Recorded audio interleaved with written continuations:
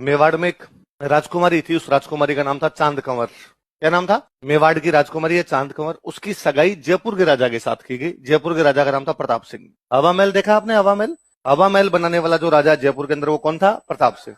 वो शादी होती उससे पहले जयपुर के राजा की डेथ हो गई, तो उस राजकुमारी ने दोबारा सगाई करने से मना कर दी। उसने कहा भाई मेरी सगाई जिसके साथ हुई थी उसकी डेथ हो गई, तो अब मैं न तो सगाई करूंगी न शादी करूंगी।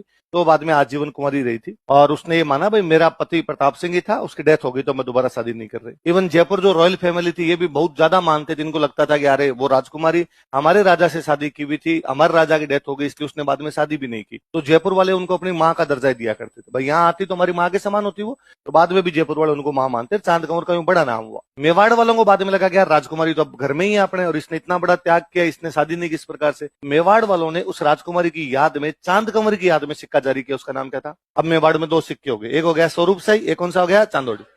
पर इसकी खास बात थी, चांदोड़ी केवल मेवाड़ में चलता था, मेवाड़ से बाहर चांदोड़ी चलता। यदि आपको मारवाड़ जाना है तो बाद में आपको स्वरूप शाही लेके जाना पड़ेगा, वहां चांदोड़ी लेके जाओगे तो चलेगा।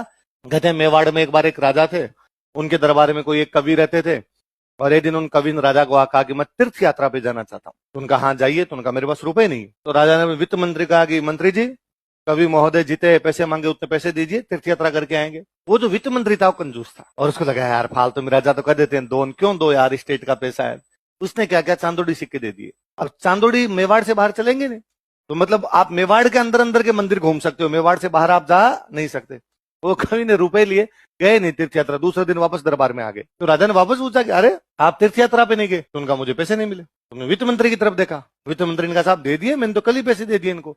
राजा ने वापस कवि से पूछा कि इन्होंने दे दिए? तब कवि वहां बैठे बैठे एक दोहा बोलते हैं कि चांद भाई सा चाले नहीं दूर सगा रहे देश। क्या बोला? बोलो देखे।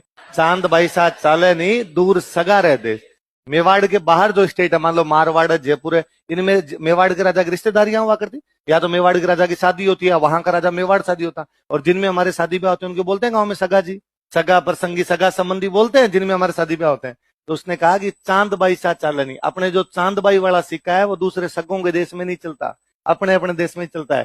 कुल मिलाकर उसने राजा को कहा कि वित्त मंत्री ने रुपए तो दिए हैं, पर दिए कौन से हैं? और चांदोड़ी बाहर चलते राजा ने वित्त मंत्री की तरफ वापस देखा, उसने कहा सॉरी सर, स्वरूप शाही दे दूंगा। तो मेवाड़ में कौन कौन से सिक्के थे बताओ?